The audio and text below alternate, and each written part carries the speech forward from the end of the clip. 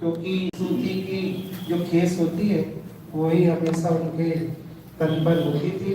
सचमुच ठीक है, व्यक्ति अपनी आयु लेकर आए चला गया, लेकिन हम नहीं समझते कि वो अभी बहुत सारे जीव दिखते नहीं हैं जो अच्छे प्रवचनकार और प्रभावक। उनमें सुनील भैया के एक नाम था। पूजनी पंडित साहब को 1 साल भी नहीं हुए, अभी 18 तारीख भी नहीं आई, और उनका एक सुयोग्य पुत्र हम सबके बीच से गदा लेकर चला गया।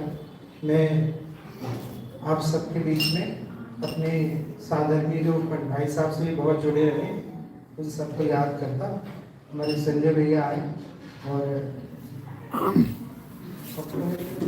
आप आ जाओ और भैया के प्रति विनयान्जलि समर्पित।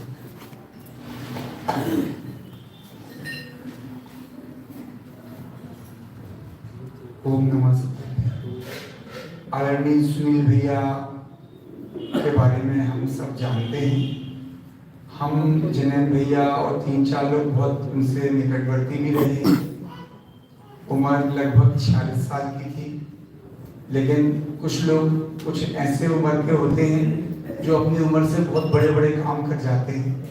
उनका अनुभव, सरलता, वैराग्य, सहजता, निर्दोषता, निर्भीकता, कोई भी चीज में कंप्रोमाइज नहीं करना। जैसे बड़े पंडित साहब होते हैं कि उनके सामने कोई भी चीज में कोई कंप्रोमाइज नहीं करता। ऐसे सुनील भैया की तबीयत के बारे में हम लोग के पास जब यहाँ रुके, नीचे हमारे फ्लैट पर रुकना हुआ था, तो उस बीच उनकी स्वास्थ्य अच्छा नहीं था।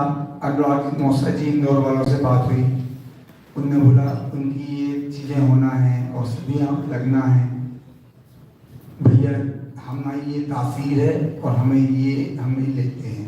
अब इसकी अगर कोई औषधि होती हो तो हम ले सकते हैं, अन्यथा हम वो नहीं ले पाएंगे। बहुत मतलब कोई भी चीज़ में कोई कंप्रोमाइज़ नहीं करना। हम कभी कभी कोई बोलता है कि अगर ऊनी कपड़े पहने होते, दवाई ले रहे होते, यदि ऐसा कर रहे होते तो आज सुनील भैया होते। आपकी भावुकता भरी बातें हो तो सकती हैं, लेकिन चरणानुयोग जैन धर्म का अटूट है, और जो चीज़ निर्दोष औषधि से दी जा सकती है और वो चीज़ कैसे दोष वाली एलोपैथी से चली जाएगी, सोचने वाली बात होगी। परिणामों की शुद्धता का बहुत बड़ा फर्क है परिणामों से।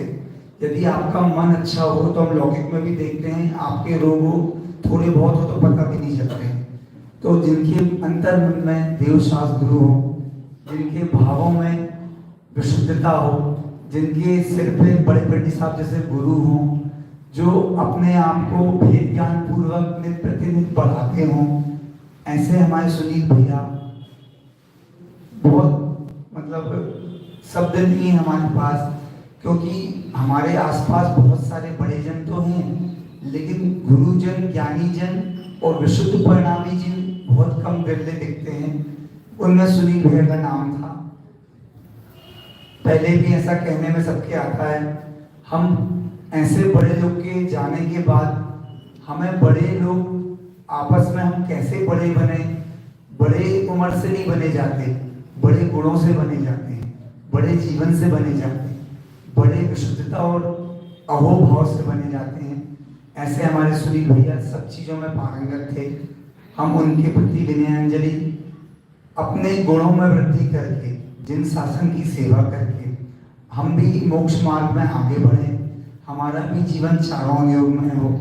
ऐसे अहोभाव पूर्वक मैं अपने परिवार की ओर से, अपने मंदिर जी की ओर से और पूरे मुमुक्षु समाज की ओर से वास्तविक विनयान्जलि हम दें और मोक्ष मार्ग में आगे बढ़ें। और जो भी हमारे बड़े पंडित साहब ने, सुनील भैया ने, बड़े ज्ञानी जनों ने जो बात हमें बताई है, सिखाई है, उस पर चलें। ऐसी मंगल भावना के साथ हमारे सचमुच भैया बहुत बुलंद इरादों के व्यक्तित्व थे। बहुत सारे प्रसंग जीवन में उनके साथ समागम के रहे। एक बहुत सुंदर प्रतिष्ठा शिवपुरी में भी संपन्न हुई।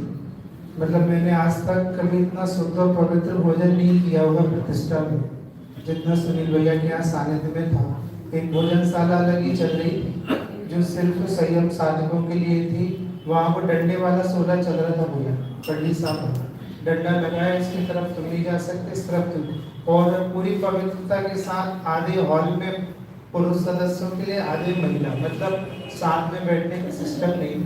बहुत ही सुंदर और पवित्र जीव है। मुझे तो एक चिंता सता रही है, कोई भी पंडित साहब के जाने के बाद सारे भाई बहन अनाथ हो गए। भाई साहब की एक अलग जीवन शैली है, वो आराधना अपने ढंग से कर रहे हैं। अब एक भैया से उम्मीद थी, बहुत से लोग कहते थे हमारे भैया संभालेंगे, तो भैया भी चले गए। ऐसा लगता है कि अब वो बच्चे जो मोक्ष मार्ग में निकलना चाहें, वो किसके आश्रय से निकले? कोई उन्हें जगह देने वाला नहीं है, कोई मार्गदर्शन करने वाला नहीं है।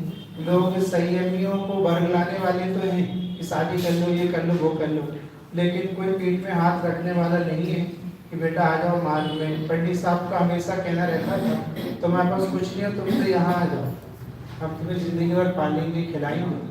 भाई साहब भी कहते हैं हजारों अपराध करें तो भी हमारे पास आ जाओ, लेकिन ऐसा कोई तीसरा व्यक्ति था, वो भी चला गया। मैं राजेश भैया को बुलाता हूँ यहाँ पर। भैया ने बहुत समय उनके साथ बिताया है, और राजेश भैया यहाँ पर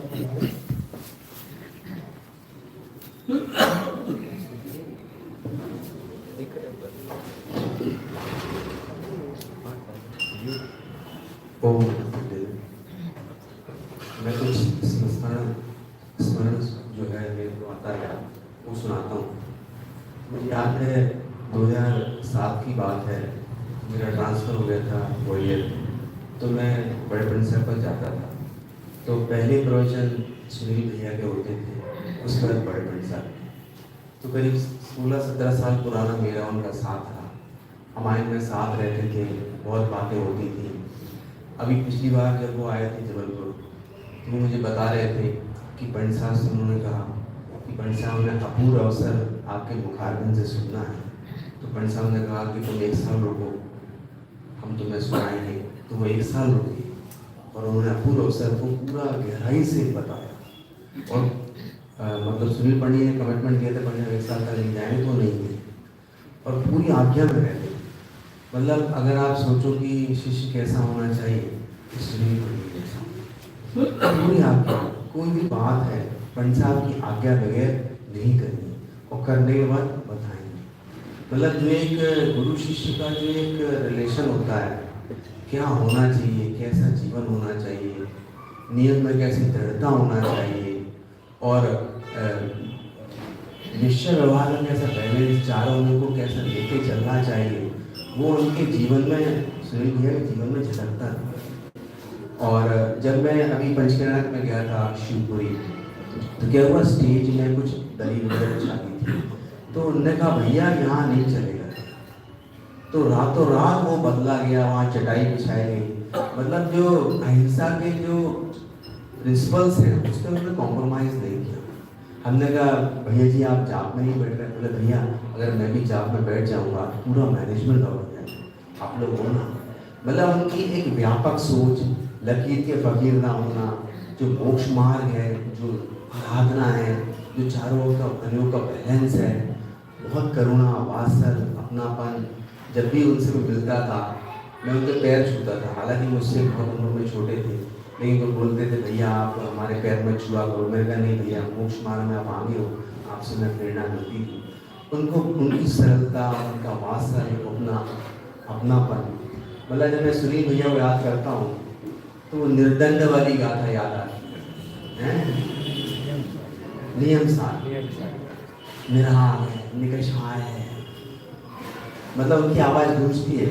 और क्या मैं बोलूँ, मुझे किसी ने बताया अंतिम समय में उन्होंने ये कहा था कि भैया सब लोग आराधना करना, और जो जीवंत जीवन जिया है उन्होंने, कैसे भेदज्ञान पूर्वक उन्होंने अपनी देह का, मतलब भेदज्ञान पूर्वक देह छोड़ी है, वो हमारे लिए एक आदर्श प्रस्तुत करके गए कि किसी परिस्थिति में हम कॉम्प्रोमाइज़ ना करें, और भेदज्ञान पूर्वक समाधि पूर्वक मरण कैसे करें, ये हमें प्रेरणा देते गए। दूसरा विकल्प आता, सारे ब्रह्मचारी भाई बहनों को एक संगठन में रहना चाहिए, क्योंकि बड़े पंडित साहब थे तब तो बात थी कि चलो पंडित साहब है, अब तो एक संगठन के रूप में रहना पड़ेगा और एक दूसरे का ख्याल रखना पड़ेगा। बहुत जिम्मेवारी है, क्योंकि मैं उनको बड़ा भी हूँ, मुझे ऐसा लगता है मैंने योग कर्तव्य नहीं किया, मुझे वो जिम्मेवारी निभाना चाहिए थी। ये बहुत आत्ममंथन का विषय है और मैं सब भाइयों लोगों से इसके बारे में अलग से चर्चा करूँगा। हम सभी मोक्ष मार्ग में बढ़े और जो सुनील भैया ने हमें मोक्ष मार्ग जीवन तो बताया है, अब ऐसे जीव नहीं मिलते। तो जो स्मरण हमारे मन में है उसको आधार बनाकर भगवंतों के मार्ग में हम चले और हम भी अपना जीवन सार्थक करें। उन्होंने तो अपना जीवन सार्थक किया, एक ब्रह्मचर्य में निवृत्ति मार्ग को उन्होंने सार्थक किया। हम सब इस मार्ग में आगे बढ़े और भाव का अभाव करें, ऐसे संकल्प ओम। एकमात्र 1000 शास्त्रीय विद्वानों में इस तरह के ब्रह्मचारी व्यक्ति कोई निकला होगा इस मार्ग से, तो सुनील भैया थे। आदरणीय विपिन जी के वो सहपाठी, वो कहते थे भैया हम 4 बच्चों में एक ब्रह्मचारी हमारे कमरे में रहते थे, हमारे क्लासमेट थे। तो हम सबकी परिणति भी आप समझ सकते हैं, इस मार्ग में रह के साधना आराधना पूर्वक शास्त्री करना, ये भैया की बस की बात थी। सच बात है, भैया बिल्कुल सही कह रहे हैं। भैया की तबीयत खराब थी, 1 हफ्ते पहले हमारे जिन्हें भैया के पास फोन आया कि जिन्हें तो आ जाओ, मेरी तबीयत खराब है। लेकिन भैया पर बहुत सारा भार था यहाँ बंच कल्याण का, तो बोले भैया हम व्यवस्था जमाते। परसों के दिन प्रतीक भैया जाने को तैयार थे, स्टेशन भी पहुँच गए, ट्रेन में बैठ गए, मोबाइल मिस हो गया, ट्रेन में बैठ भी गए, मोबाइल मिस हो गया। तो उन्होंने कहा कल चले गए, लेकिन कल तो कुछ होता ही नहीं है और वो व्यक्ति चला गया। पंडित साहब भाई साहब हमेशा एक ही बात कहते हैं, बेटा कौन तुम्हारी समाधि कराएगा, कौन तुम्हारे पैर हाथ डालेगा। इसलिए साधर्मी के काम आता है। और यदि संयमियों की सेवा नहीं होगी फिर सबको शादी कर लेनी चाहिए, फिर कोई संयम के मार्ग में क्यों बढ़ेगा। और संयमी की सहायता नहीं करेगा तो कोई इस एकाकी मार्ग में क्यों निकलेगा। किसी की बीवी बच्चे होंगे वो तो उसकी सेवा कर लेगा। इसलिए हम सबको बहुत जागृति लानी चाहिए।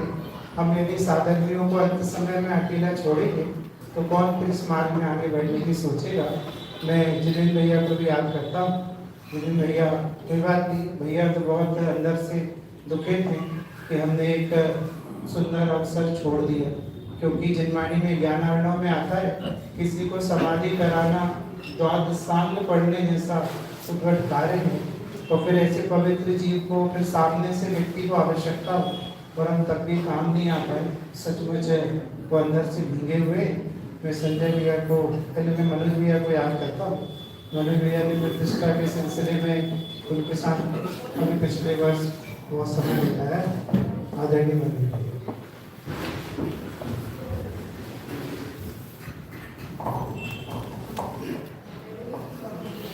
सिद्ध परमेष्टि भगवान रामायण में मैं श्री भैया के साथ था, लगभग 15-16 दिन उनके साथ था 2009 में। उनकी बहन भी इस समय साथ, दोपहर में दोनों आते थे वहाँ पर बातचीत, क्योंकि बहन की तबीयत ठीक नहीं थी दीदी की, तो उसके बारे में रोज बिल्कुल बातचीत करना, पंडित जी तक उनका समाचार पहुँचाना, फिर वहाँ से गाइडेंस लेना पूरा। तो हम लोग, मैं भी साथ में बैठता था उस समय, सुबह शाम पूरे। मैंने सचमुच में एक दृढ़ता के साथ सोची। मैं 2-3 बातें बताता हूँ। पिछले साल जब प्रतिष्ठा के समय जैसे हम पहुँचे वहाँ पर, तो तुरंत बिल्कुल उन्होंने पहुँचते ही साथ कहा, भैया शुद्धता में कोई समझौता नहीं होगा आपको, इसलिए हमने यहाँ बुलाया कि आप बिल्कुल हर प्रकार से 100% शुद्धता के साथ में पूरी विधि विधान कराना। मैंने कहा भैया मैं जितनी जैसी आपकी सोच है बिल्कुल वैसे ही मेरी है। यहाँ चूंकि कमांडिंग मेरे हाथ में, इसलिए इसमें कोई समझौता नहीं होगा, आप बिल्कुल निश्चिंत रहो।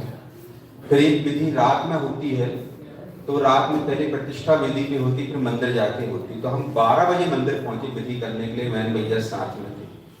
तो नीचे से सामने ताला लगा था, तो ऊपर ताला से खुलवाया उसको, पुजारी थे साथ में सामग्री लेकर के। ऊपर जब पहुंचे मेन वेदी पर, तो श्री भैया बैठे हुए थे। सोचो आप रात में अकेले।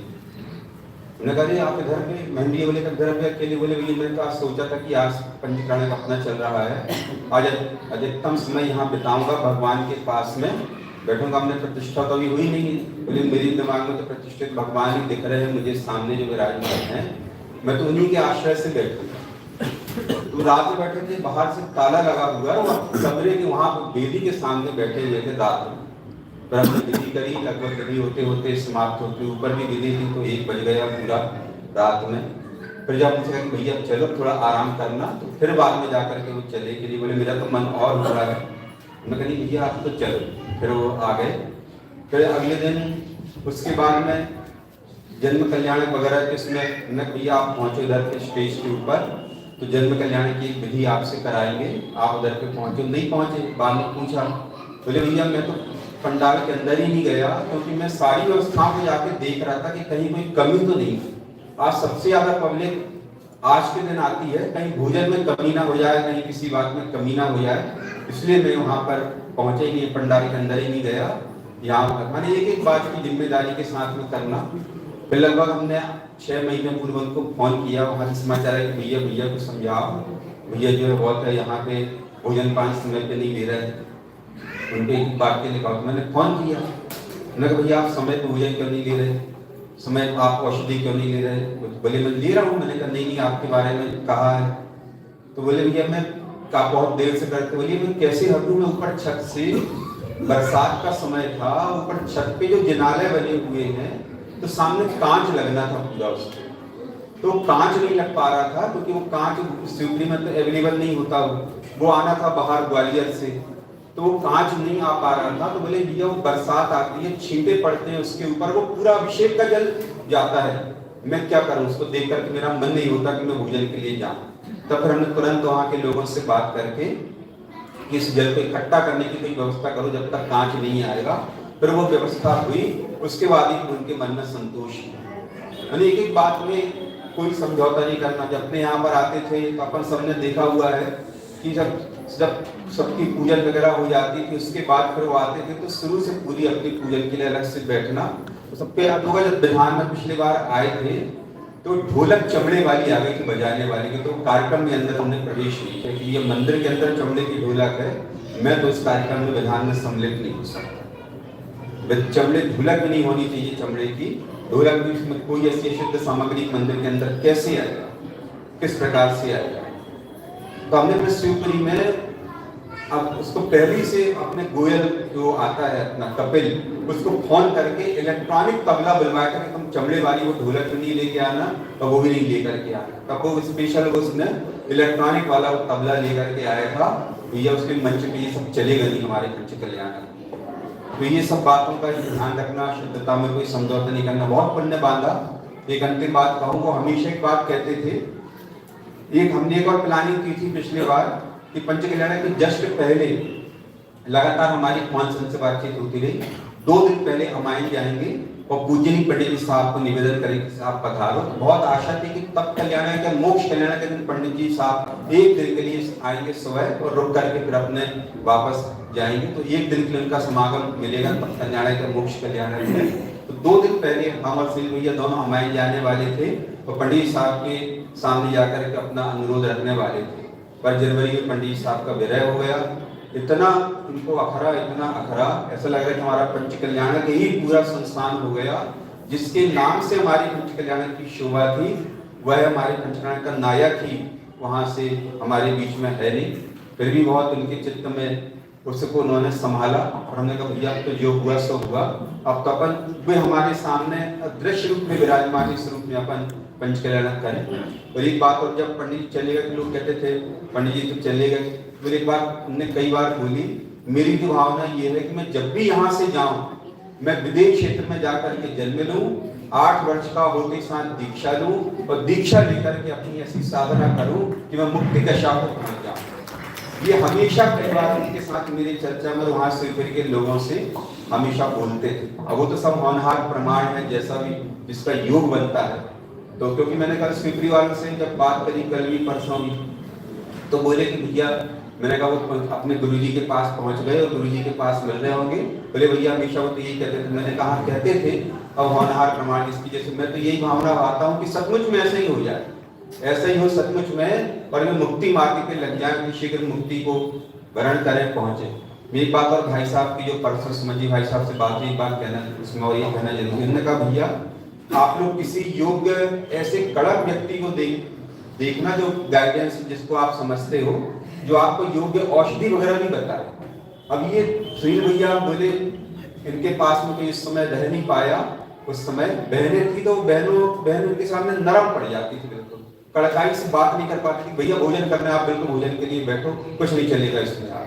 बोले ऐसा व्यक्ति चाहिए हमको संभालने के लिए, जो कड़क रह करके वहाँ पे हमको जो समय पे भोजन पान औषधि वगैरह सबका विचार रखे।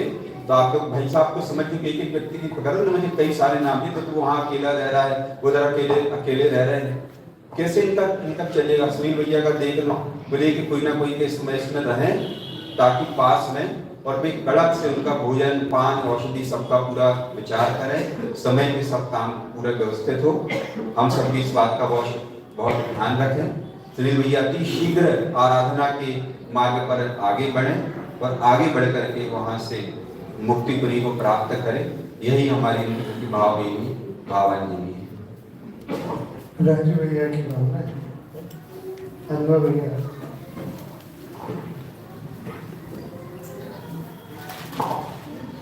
आदरणीय सुनील भैया का वात्सल्य और स्नेह हमारे पूरे मंडल से बहुत अधिक था।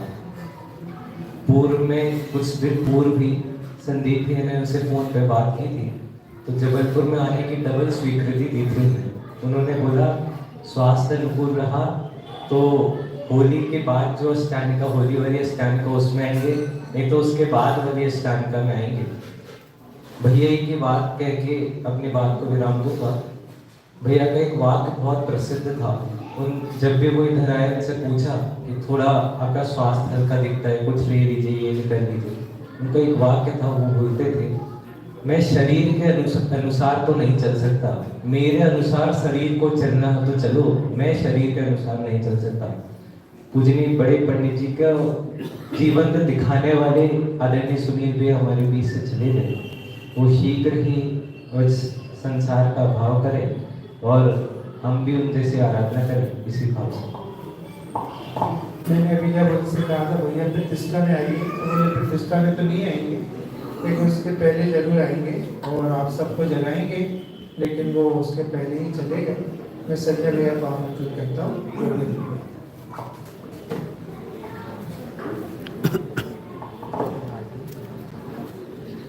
ओम नमः सिद्धेभ्यः। आदरणीय बड़े पंडित जी की सच्ची प्रतिबिंब यदि किसी में देखना हो, तुम्हारे आदरणीय सुनील भैया थे। जबलपुर प्रवास में कितनी बार आए, ज्ञानेतन मंदिर में भी उनका आगमन हुआ। संयम के प्रति और अहिंसा के प्रति उनका जो दृष्टिकोण था वो बहुत अधिक था। सादगी और जीवन में कैसे हम निरंतर अहिंसात्मक तरीके से कैसे हम जीवन जिए। जब भी उनसे बात करते थे, कोई निवेदन करते थे, तो यदि उनके योग्य कोई नहीं होती थी कोई कदम, तो बहुत ही दृढ़ता के साथ उसका प्रयास करते थे। ये ना हो सकेगा, ऐसा तो हो ही नहीं सकता है। मतलब कई बार मनाने की कोशिश भी करते थे, बोलते नहीं मतलब नहीं, उसमें कोई कंप्रोमाइज, कहीं पर कोई बीच का रास्ता निकलने की कोई बात नहीं होती थी। वो सचमुच में जबलपुर प्रभास पंडित जी साहब का भर्ती हुआ है तो अंतरंग में सुनील भैया की प्रेरणा थी। उन्होंने बोला था कि सुनील मुझसे बोला कि आप पंडित जी साहब को यहाँ लाओ, किसी भी तरीके से आप लाओ, आप जाकर के हमारे में रहो, सीखो और फिर लाओ। आएंगे, वो जरूर आएंगे। जबलपुर में जितना ही प्रवास पंडित साहब का हुआ 3 बार, तो उसके पीछे बहुत बड़ी प्रेरणा स्रोत आदर्श रूप से थी, वो आदरणीय सुनील भैया की थी। और उनकी जो प्रसिद्ध पंक्तियाँ हैं वो तो मैं दोहराऊंगा ही। सुनो जी मंगल जैन पुराण, जीवन बने महान। वर्तमान योग को इतने सुंदर तरीके से हम सबके हृदय में विराजमान किया कि हमारी इच्छा होती है कि हम किस तरह इन ग्रंथों का स्वाध्याय करें। मुझे बहुत अच्छे से याद है जब पंडित डोलरमल जी की यहाँ कथा सुनाई गई तो यहाँ पूरी उपस्थित सभा की आंखों में आंसू थे। पंडित जी साहब के प्रति उनका इतना बहुमान डोलरमल जी के प्रति मैंने किसी व्यक्तित्व नहीं देखा। चाहे किसी ने PhD की हो, चाहे कुछ किया हो, लेकिन अंतरंग से जो बहुमान डोलरमल जी के प्रति सुनील भैया का था वो अद्वितीय था। हम सचमुच में हम सब ने उस समय संकल्प किया था, मुझे याद है हाथ उठाकर हम सभी मोक्ष मार्ग प्रकाशक का एक बार शुरू से अंत तक स्वाध्याय करेंगे। यदि हम पंडित जी सुनील जी को श्रद्धांजलि देना चाहते हैं तो आप जरूर एक बार मोक्ष मार्ग प्रकाशक ग्रंथ का घर में स्वाध्याय जरूर करें। यही उनके प्रति सच्ची विनयाഞ്जलि है, सच्ची श्रद्धांजलि है। मैं पीतला विज्ञान मंडल ट्रस्ट की ओर से, जैन युवा फेडरेशन की ओर से और मुमुक्षु समाज जबलपुर की ओर से वीर प्रभु से कामना करता हूँ, भावना पाता हूँ कि यह जीव जो यहाँ से गया है वो अपनी भव राम की यात्रा शीघ्र पूर्ण करे और सिद्धालय में विराजमान हो और शाश्वत सुख का आनंद का वेदन करे। ऐसी मंगल भावना हम सभी करते भैया ये तो सुने इसके पहले भैया जी का जो आखिरी प्रवचन हुआ था अभी 24 तारीख को, उसको 2 मिनट भैया जी की आवाज़ सुनते हैं। अनफ्रीज कर दो, अनफ्रीज कर दो।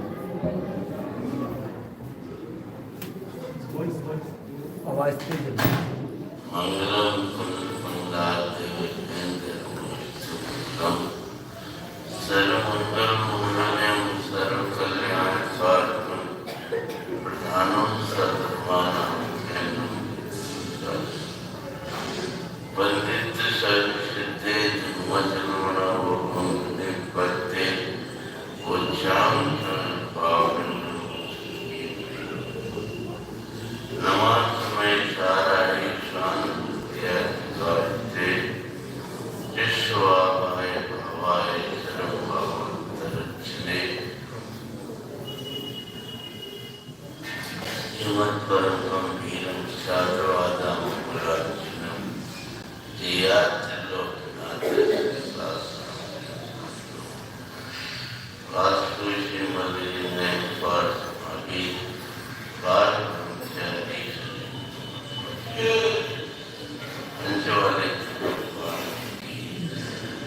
भगवान आदिनाथ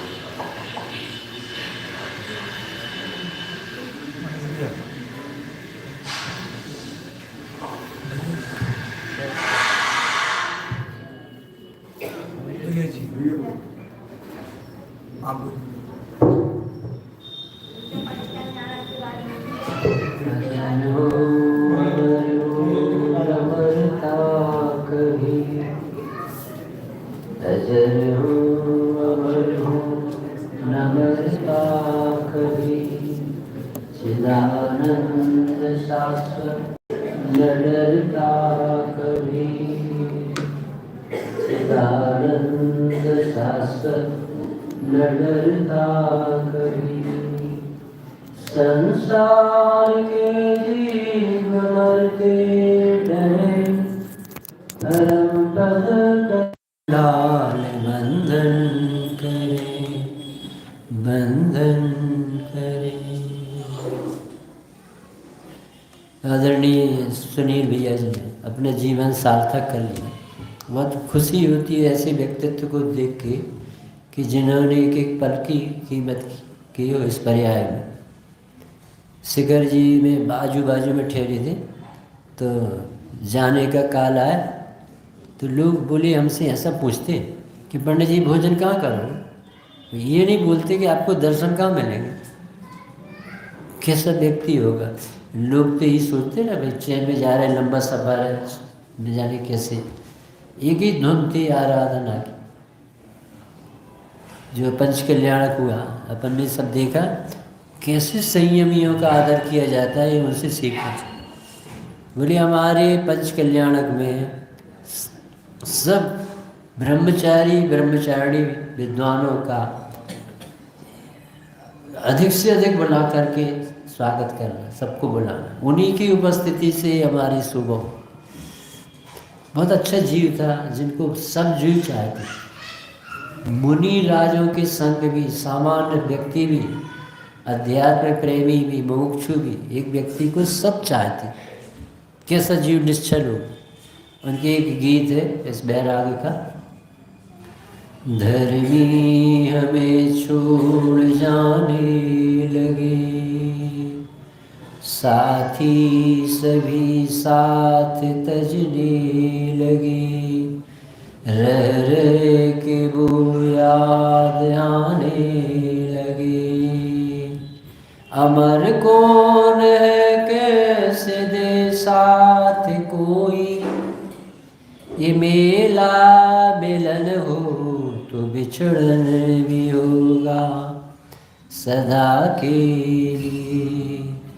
धर्मी हमें छोड़ जाने लगे, अहो धर्मी मिलना है दुर्लभ बड़ा, अहो धर्मी जन से ही शोभे धरा, अहो धर्मी जन का ही बल शांति दाता, बिना धर्मी जीवन है रूखी धरा।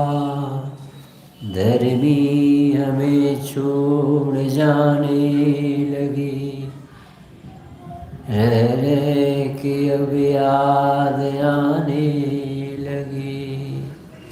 कथा के बहाने व्यथाएं मिटाते, जिनागम सुनाते हृदय में बिठाते।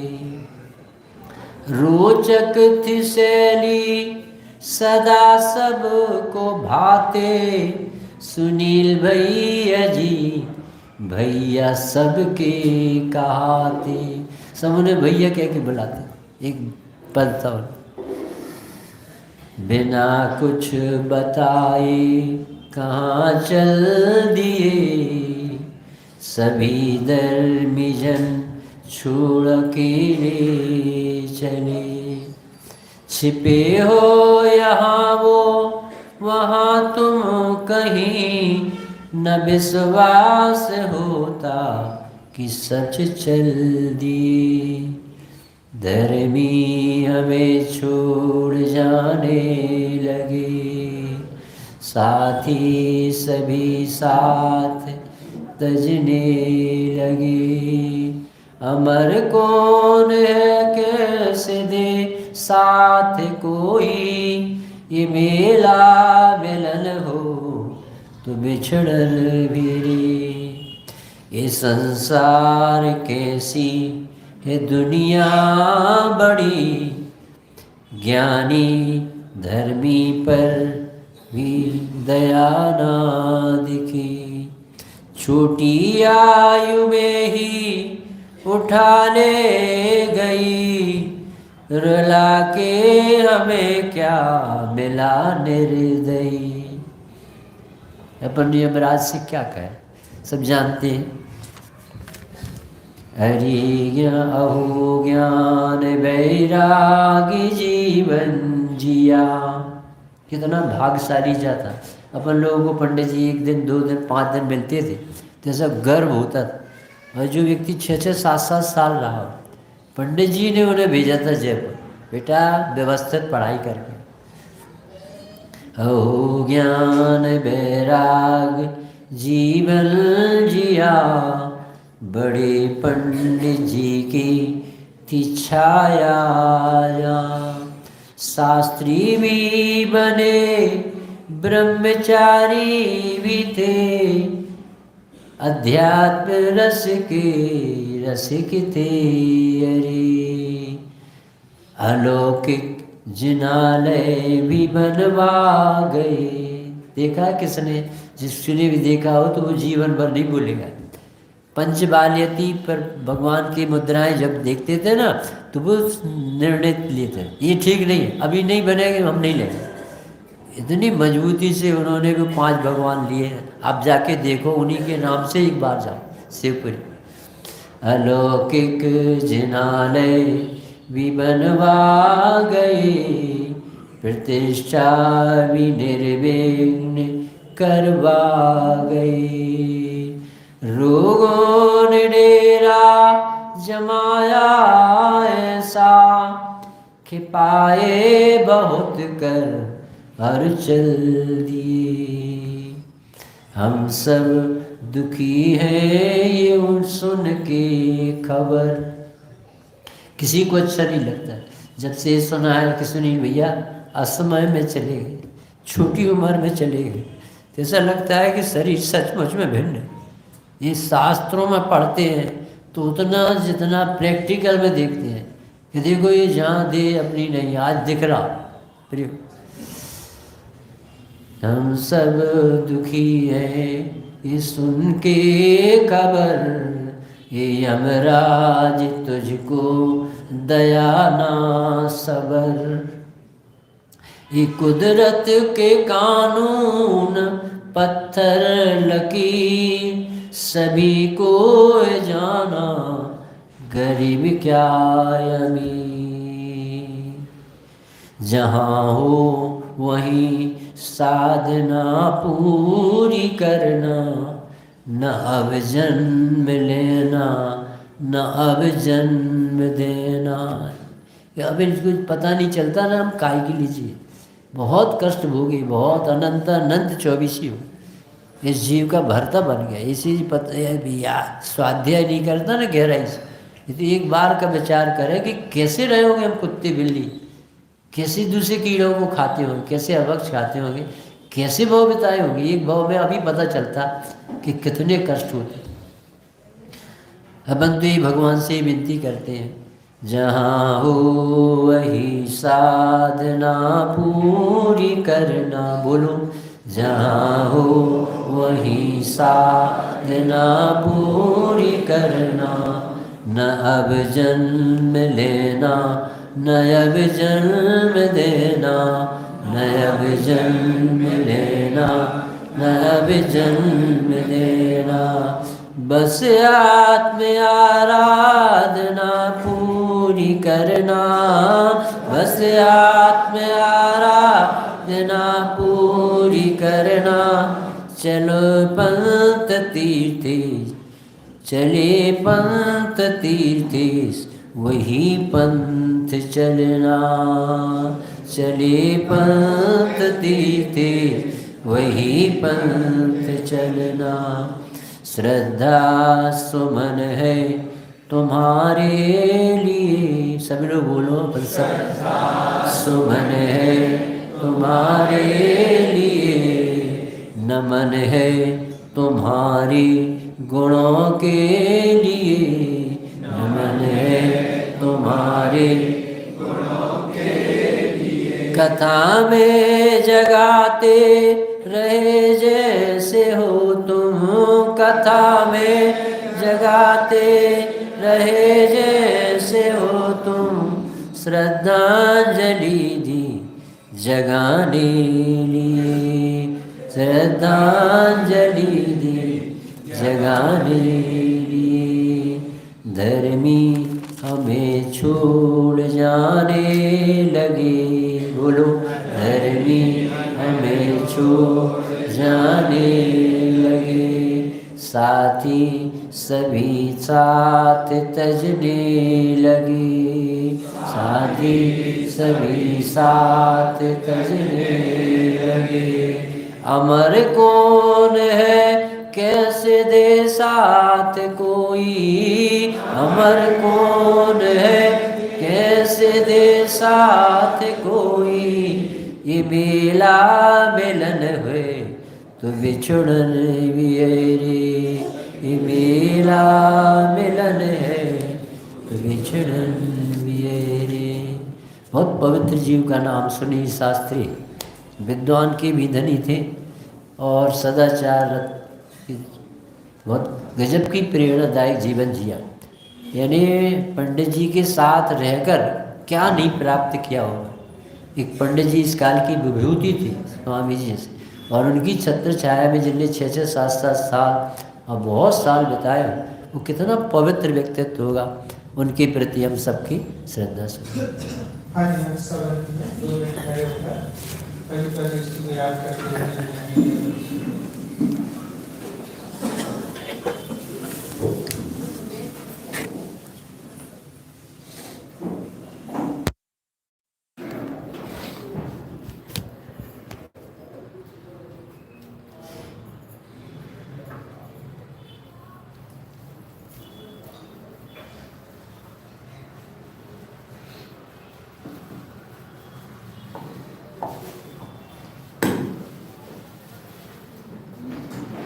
केवल पंच परमेष्ठ भगवान की, महान जैन धर्म की, हाँ जी, हमारे जो प्रतिष्ठा के पात्र हैं राजा रानी और रानी, वो पीछे अपना नाम दे दें। यही रुक जाए, हमारे अनुभव आपको